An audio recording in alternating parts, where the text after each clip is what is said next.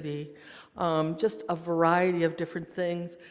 Oftentimes, their shelter is a cardboard box or some branches. I mean, it's not homes the way we think of homes. Also, they tend for multiple family generations to live in one home, even though it's a small space. Their life expectancy is up to 20 years less than those of us sitting in the room today. 20 years less. And one of the things we talk about at Gila River is what we call the 15 for 15. And I'm very close to Scottsdale, Arizona, which is one of the snobbier places in the country. Everybody knows Scottsdale. And if you drive 15 miles from Scottsdale to our reservation, there's a 15-year loss of life expectancy. And, why is that? How can that happen when they're so close to each other, 15 miles away, it's a 30-minute drive, and you lose 20 years of your life? And it's because it's reservation. Also, I want to talk about the increased incidence or prevalence of chronic diseases, because we have some real issues on the reservation, and it's not just, it's not just North American reservations. Many of these problems are part and parcel of every indigenous culture. So first of all, we have settled indigenous tribes. I just want to talk a little bit about indigenous tribes. We have settled indigenous tribes, and these are people that live on either the land that was their ancestral land or land that they were put on, whether they wanted to or not. And they live in settled communities. Ours is a settled community. When we look across multiple countries, Africa, multiple tribes. The ones that we recognize sometimes the most are like the Zulu and the Yoruba tribes. The Arctic, we have the Inuit, and we also have some other ones that are there. Asia, which is China, Tibet. South America has 800 tribes. India has 700 different tribes that are indigenous tribes. The Middle East, Armenians and Assyrians in the Middle East. And then we look at North America. We have 575 federally recognized tribes in the United States, but we have another 460 that are unrecognized. So almost 1,000 tribes in the United States right now. And that doesn't include Canada, which has another 600. So we're talking almost 2,000 tribes in the United States that are indigenous. Australia, we know the Aborigines. Everybody talks about the Aborigines. Southeast Asia has over 2,000 tribes. And then the Pacific Islanders, they're actually our largest tribes. There are 3.1 million indigenous people through the islands, and that spans over like 2,000 islands. There's a lot of islands in that Pacific chain, but they're all indigenous peoples. So then we have nomadic indigenous tribes, and these are the hunter-gatherers. We have the Laplanders. They're the only European tribe that exists. And they are so far up there in Norway and Sweden. They are in the Arctic Circle. And these are people who herd reindeer, basically. In Central Africa, the Maasai is one that we know well. And there are 22 distinct tribes that are Maasai in Central Africa. And then Tanzania, the Hasda, are one of the unique tribes because they speak in cliques. They don't even use language. So it's almost impossible for them to communicate with anybody unless you know how to click, which I can't. I've tried it and I can't do it. And then we have nomadic indigenous tribes. This is always interesting to me because we don't think of these as being tribes, but they truly are. So we have the Romani, which everybody knows as gypsies, and we think they're from Romania, and that's just because of the name that they have, but they're not. They're actually from India. They're based out of India.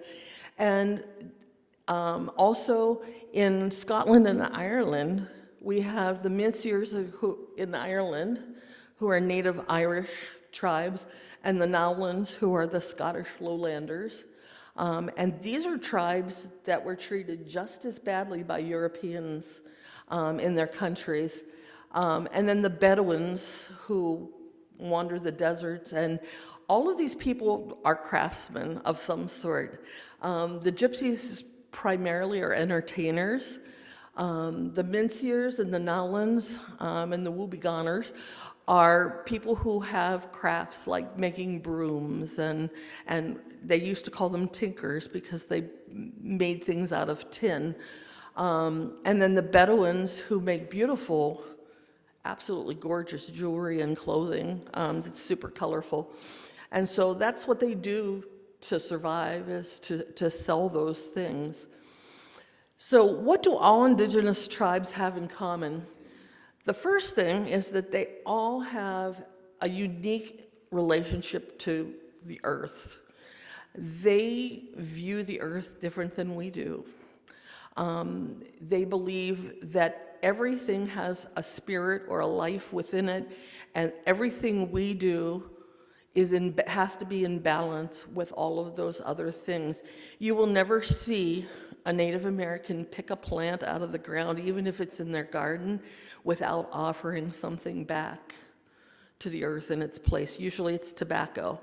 And they'll just drop tobacco where they pulled the plant from, because it's an offering to the earth for the gift that was given to them. So they have a very different relationship with the earth. They all practice animism, which is exactly what I was talking about, that sense that everything has a spirit and it all works together. They have a deep spiritual connection that is beyond what life is right now. They all look to their ancestors, and you'll hear in most Native cultures, 7 years is like a thing.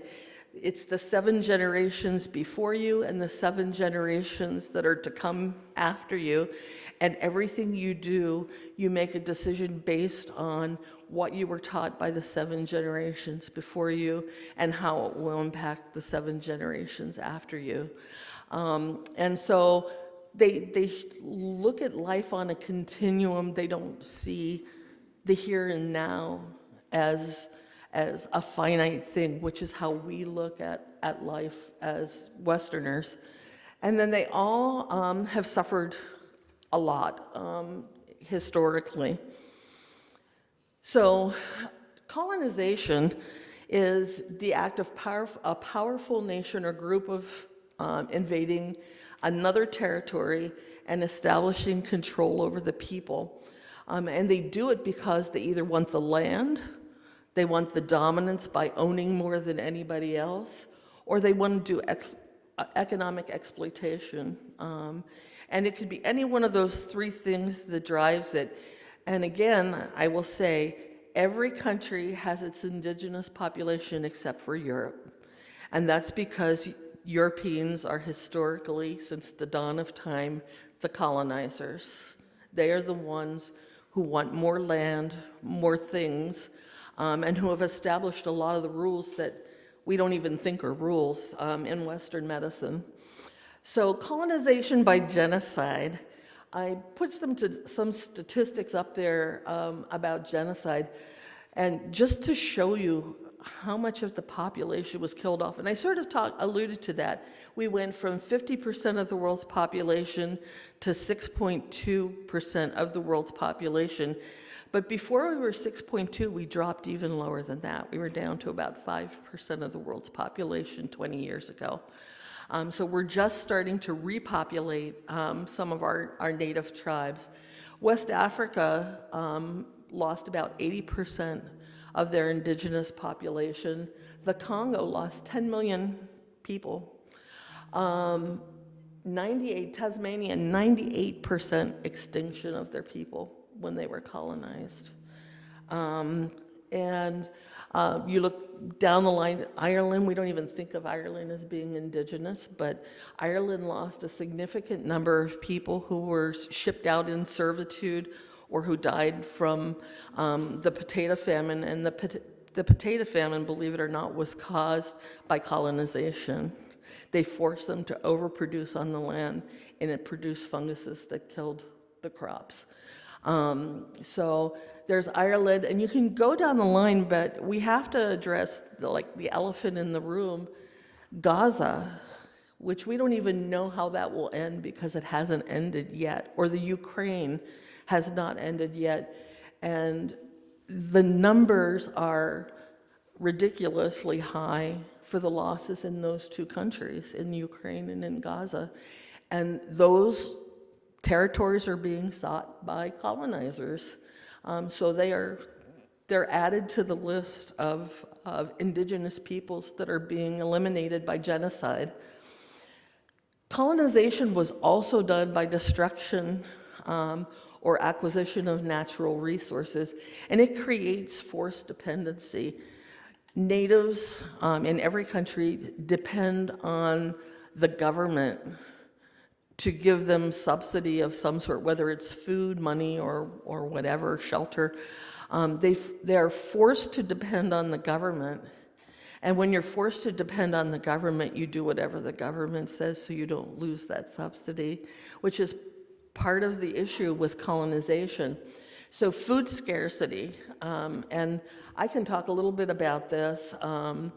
With our own tribe, the Othan people, we live in the desert. I mean, we live in the Sonoran Desert. It's arid. It's 108 degrees in March. That's what it was when I left home. And it's almost unsurvivable without water. And we were known for having incredibly well-engineered canal systems that allowed us to be agrarians. But the government dammed our water sources north of the reservation and literally starved 315,000 Native Americans to death by creating that water loss in the desert. So forced food scarcity. Also, they were put on reservations and they were not allowed to hunt on federal lands. There were hunting laws, so now you can't hunt and you have no land of your own to be on to do that. So food scarcity is a real problem. And then limited access to the things that you're used to. They relocated many Native Americans, and they've done this in every country, actually. They've relocated people to, we call them reservations here, but they're designated lands elsewhere. And when you're used to growing crops in Phoenix, Arizona, and they move you to Oklahoma, you don't even know what to do. You can't plant things the same, you don't know the seasons, you don't know the soil, you don't know the water, and so it becomes impossible to just do what you do to eke a living out. Colonization by displacement. I put these two maps sort of side by side, or one on top of the other.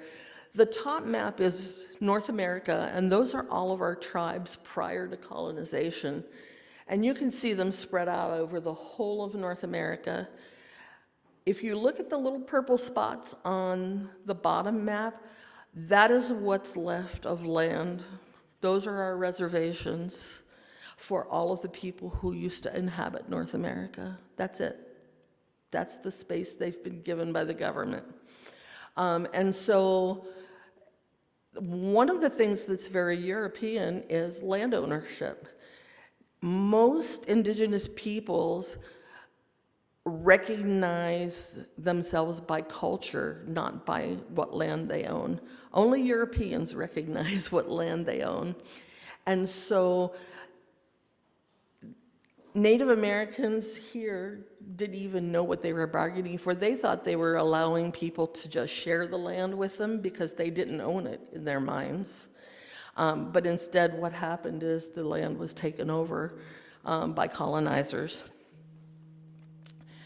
The other kind of colonization is ethnocide, where we really just kill everything about that culture. We say the culture is bad, and we kill everything about that culture. So there's a loss of language, not allowed to speak your native tongue.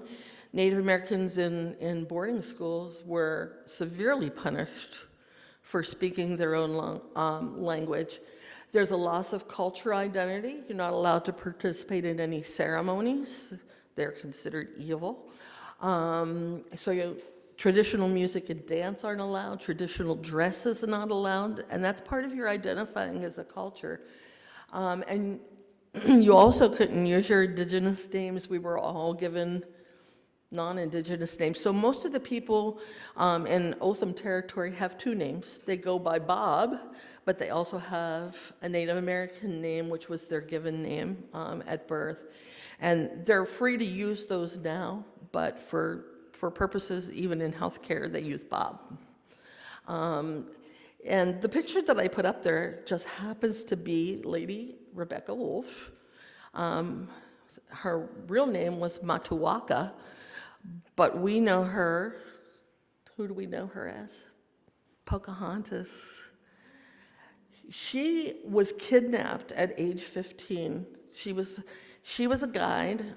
The tribes used her to communicate with the English settlers, and one of the English settlers' wives lured her onto a boat, saying she was afraid to go to the boat by herself. So Pocahontas accompanied her to the boat. When she got to the boat, they kidnapped her, took her to England. They obviously turned her into a very white-looking woman, although she was a Native American.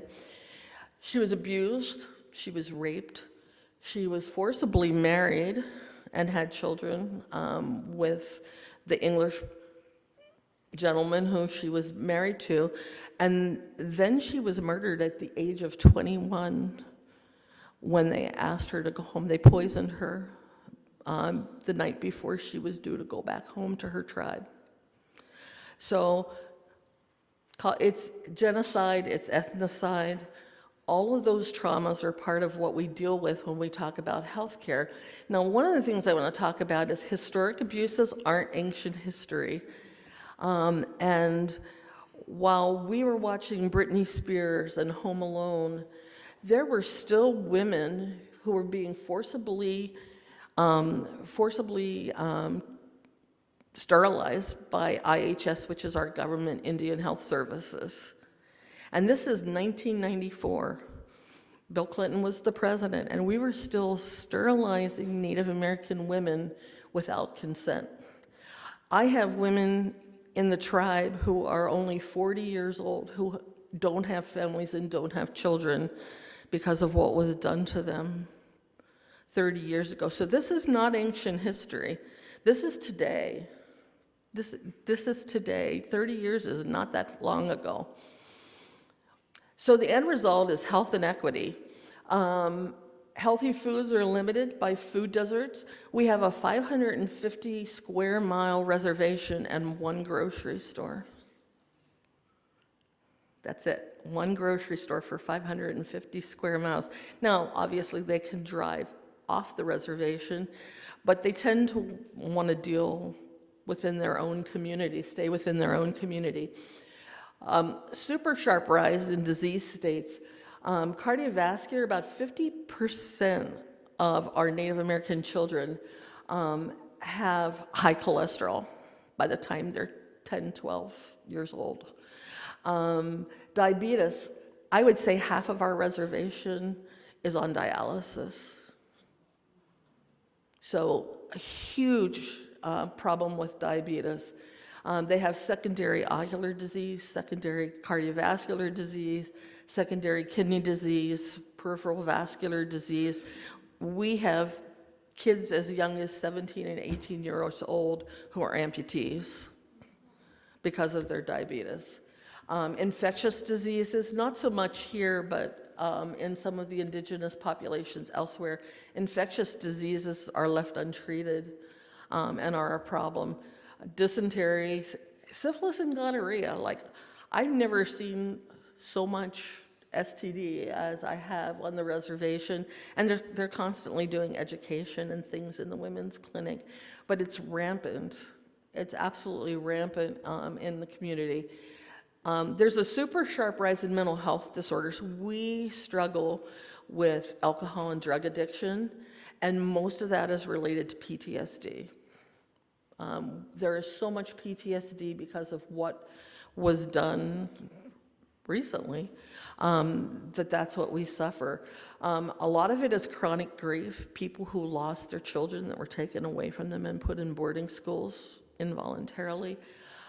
Depression, suicide is really high in our community, and chronic hypervigilance. And if you have chronic hypervigilance, you're constantly producing adrenaline, you're constantly setting off your nervous system, and that ages you way faster, which is why we have 20 years of life lost because of the chronic hypervigilance that they have. Mistrust in anything that's Western for good reason, and that includes medicine. They don't trust, as they would say, white people's medicine. They don't trust it, and they don't trust it because in good faith they accepted it by Indian Health Services, and look what the result was. Why would they trust it? So that's a problem for us as healthcare providers. And then access to medical care is so limited by accessibility and poverty. So we had somebody come in and give us a big spiel about how great telemedicine is and how we could reach the whole rural community with telemedicine, which in theory works, right? Except we can't even get a phone signal on the reservation. Our internet is so bad. So how are we supposed to have somebody in their living room who doesn't have access to the internet in the first place actually do telemedicine anything? So there are issues that relate back to that poverty. And again, it's not just Native Americans, it's a worldwide problem in terms of that. And education, only about 50% of our Native American children graduate from high school. Only about 50%. And worldwide, that number is even a little smaller. And so education limits their ability to receive instruction and health care adequately. So there's a great book. It's called The 7 Circles of Wellness, and it's written by my friends Thosh Collins and Chelsea Luger, who are Othan. And it talks about what traditional medicine is. And they gave the best description. They said it's like holding a plate with balls on it. And as long as those balls are the same size and the same weight, it all stays in balance. But as soon as you take one of those things and either take it away or add to the weight, the plate tips and it becomes off balance. And so they look at health from a really broad continuum. They look at their food sources. They look at sleep, which when you're chronically hypervigilant, you don't get sleep. Movement. One of the things in Native Americans, whether it's Otham or Navajo or Hopi or any of our Native American tribes, is you always in the morning wake up and face the sun and walk towards the sun. It's a ritual. They were forbidden from doing that ritual. That was their movement. Working on their farms, doing agriculture was their movement, and we took all that away from them. We really messed up that ball. Ceremony. Ceremony is really, really important to them, and we took that away. And they're just now getting it back. Sacred space doesn't refer to like a religious institution, which is the way we think of it. Sacred space is a place where you feel safe. And we have taken away any space that feels safe to them. They're just starting to get it back now. Land, we took all of that. There's still very limited land and whatnot. And community. Community is so much more important in Native American culture or in Indigenous culture than it is in Western culture. everything is about, it's always community first. Every decision you make, you make a sacrifice personally for the good of the community. We're not like that as Westerners. It's me, me, me. And so already there's a shift in the way we view things with medicine. And so traditional medicine is characterized by respect for the body's natural processes. It's the use of natural substances and things that we grow and things that we've known over millennia to be healthy. And also the importance of community and culture in that healing process. It's a whole community thing to get well as an Indigenous person. And then physical existence only represents one very small event on a whole continuum from ancestors to beyond future births. And so when you start looking at it that way, it becomes very different than the way we understand medicine. So this is allopathic, or this is traditional medicine, and it doesn't matter whether it's medicine from one of those 700 Indian tribes or one of the tribes from Central Africa, or whether it's Native American. They all believe the same things. So traditional medicine is based on knowledge that's been amassed over millennia, with many Indigenous people living extraordinarily long lives, despite everything, even under really harsh conditions. And one of the things that we do is we paternalize as Westerners. We say that we know more because we have science. And that's not true. They have science. They don't express it the same way we do, but they have thousands of years of proving that something works. They may not understand the chemical part of it, but we haven't studied the chemical part of it. So in Africa, there's a tree. And the tree is now believed to be the tree of life from the Bible, where Moses stuck the tree branch in the water and the water became sweet. And that tree, we've analyzed that tree. It has 29 different vitamins in that plant. It has 16 different healthy amino acids in it. It has it's amazing how much, and it's known to treat 300 different things. It's an antifungal, it's an antibacterial, and if you crush it up and put it in water, it acts as a flocculant with bacteria. It binds to bacteria and makes the water clear so that it's drinkable. We didn't know that evidence till 2 or 3 years ago, but that tree for millennia has been known as a healing tree in Central Africa. So we just haven't studied the science, but it doesn't mean it's not real. The science of traditional medicine is actually pretty cool. There's a medical student who's Native American who did a study on cancer treatments for colon cancer and found that choke cherry, which is like a cherry pudding that they make, actually is a very powerful anti-cancer agent. And so things that we've used forever are actually really good, have really good healing properties. We just haven't examined it all. So allopathic medicine, the flip side of it, this is us. We look at the body as a very material entity, not a spiritual entity.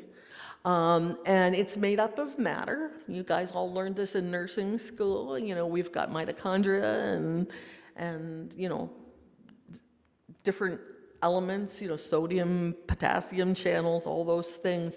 So we look at it as matter, and we look at it in terms of function. So the heart is a pump, and the lungs are filters, the kidney are filters, the brain is a motherboard, the nervous system is an electrical system. We have sort of categorized every part of the body into a function. And every time you alter one of those functions, it becomes a disease or a disease entity. And that's how we look at it. Only those treatments that we've subjected to rigorous scientific study do we consider able to alter any of that. And so we limit what we use. That thought process is only 200 years old compared to millennia of knowledge with traditional medicine. So there's a place for both. I'm not saying throw the baby out with the bathwater, but there is a place for both, and we have to learn as healthcare providers to appreciate both. So allopathic medicine is very static compared to the dynamic medicine that is traditional medicine. Ours is a linear equation, 1 + 1 + 1 = 3. And the one that I think of all the time, because this is the one we teach nurses from the very beginning, if you have a host and a portal of entry and bacteria, you get an infection. If you subtract one of those things, you take away the infection. And so we've reduced medicine to an equation, but medicine is not an equation. And that's where we kind of get hung up when we start to try and reconcile the two together. Is that efficient? Is Western medicine more efficient? Not necessarily. And I was talking to someone this morning about this. One of the things that's really in the last 20 years popular is like sending everybody to a specialist for everything. And so we send somebody with a headache to a neurologist. We send somebody with GI symptoms to a GI doctor. We send somebody with orthopedic complaints to the orthopedist. But nobody is looking at the big picture. And I work with a group of people who have a connective tissue disorder called Ehlers-Danlos syndrome. A lot of us haven't even heard of it. But it takes them an average of 26 years to get a diagnosis, despite seeing 16, 17, 18 physicians. And that's because we look at equations instead of the whole person. So it's not always efficient. So how do we build those bridges, and where do nurses fit in? I'm going to say this about that. Oxford did a study probably about 3 years ago now about empaths, nothing to do with nurses. But what they found in this study is that people who are empaths actually produce a huge amount of oxytocin when they are dealing with somebody who's going through something. If you remember all your pathophysiology from nursing school, oxytocin is the hormone when you give birth that makes you bind to your infant. It's the thing that gives you the instincts. What they found doing a subsequent study, and we all know this already, nurses are empaths. We connect with our patients more than physicians do. We connect with our patients at a very scientific level as empaths. And so we have the ability, because we can connect, to sort of bring those two worlds together in a different way.